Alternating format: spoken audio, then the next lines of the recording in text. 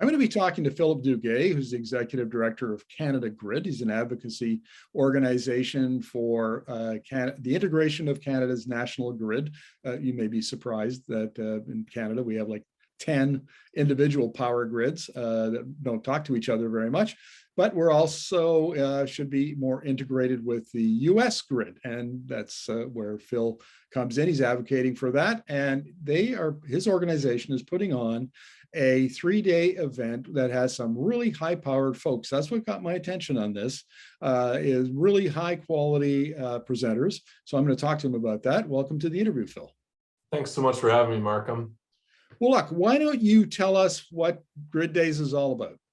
Sure. So Grid Days, we're doing 3 sessions over 3 days, and we're looking at the seams. So we're looking at the borders between provinces and between provinces and states.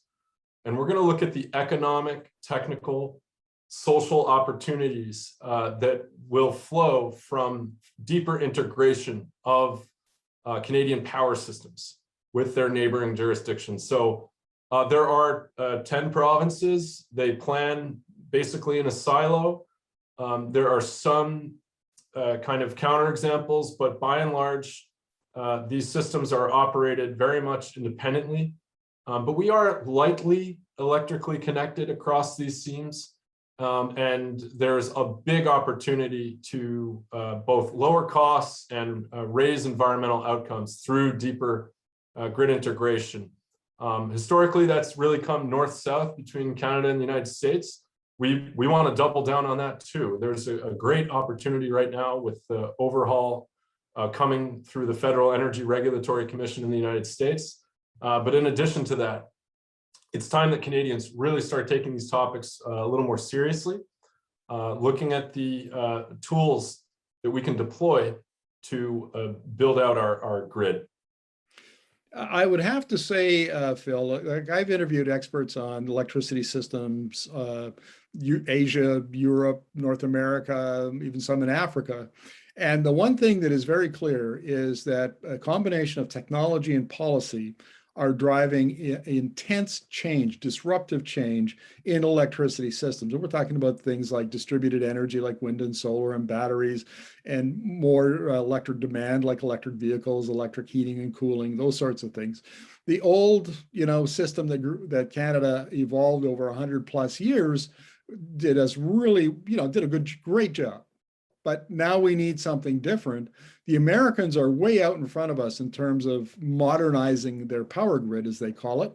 And the pressure on us is to, step up our game. Have I got that right? I think so. I think a lot of North Americans right now, especially Americans, are paying attention to this infrastructure bill process in the US, which is arguably a very tough process, very political. There's a lot of shiny things, a lot of big, bold promises in there. But really, if you just look at the FERC reform process, so that's a regulatory process being led by FERC commissioners. They've established this joint task force between state and federal commissioners. They're having the first meeting next month in November. This is actually what should give Canadians pause. So what they're going to do is essentially revalue interregional transmission projects that can crowd in renewables and investment. So that should help them build out this kind of macro grid that we hear about a lot, and really help to clean and expand the reach of the power grid in the United States.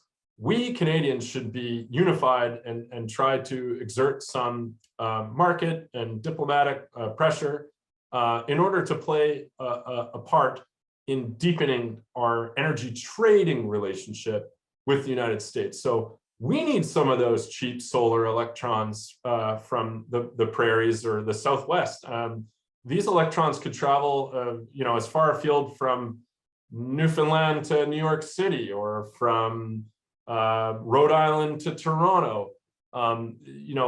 Technology right now is way ahead of governance. So really what we need is a governance structure that attracts investment, that helps us achieve our 2050 carbon abatement goals. And those goals are really shared between Canadian provinces and American states, and now because of the Biden presidency at the federal level as well. Now, you've got some really high-powered folks to talk about those topics, and why don't you tell us about a few of them? Sure, we really wanted to bring viewpoints from all across Canada and all around the world. So at Canada Grid, we're trying to look at, okay, what mechanisms can we deploy between the provinces and states in order to build out transmission infrastructure and crowd in investment and further renewable energy, clean energy capacity. And so we thought it was really important to look at other jurisdictions. So on day one, on October 19th, we'll be joined by the chairman of the Australian Energy Market Operator. His name is Drew Clark. I'm really excited about that interview because Drew played a very pivotal role in bringing together the Australian states, which are federated in a very similar manner to the Canadian provinces, very similar structures.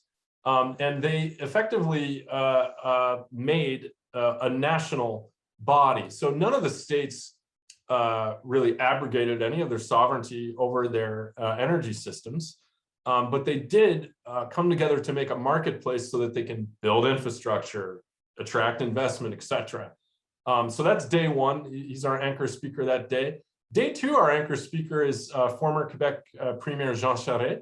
And the reason that we've invited him to join us is because, in my opinion, he's an expert in multilateral relationships. And really, the proof there is the launch of the Western Climate Initiative, which came about after a lot of policy work that was conducted by his government starting in 2009.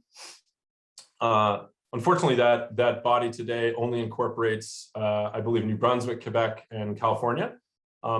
Famously, Ontario was in and then out. But I really think that multilateral body has a bright future and will grow and will help crowd capital into grid projects. On day three, we're really excited on our final day on the 21st of October. We'll be joined by an advisor to President Biden. So we'll have a member of the White House Climate Policy Office, a gentleman named David Hayes, who works for Gina McCarthy directly. So Ms. McCarthy is effectively the climate czar of the United States. She's the former administrator of the EPA. So we're really excited to have someone from our office. And David is by any means an expert on US climate and energy policy issues. We're also going to have panels, lots of discussion. We'll have an open discussion board.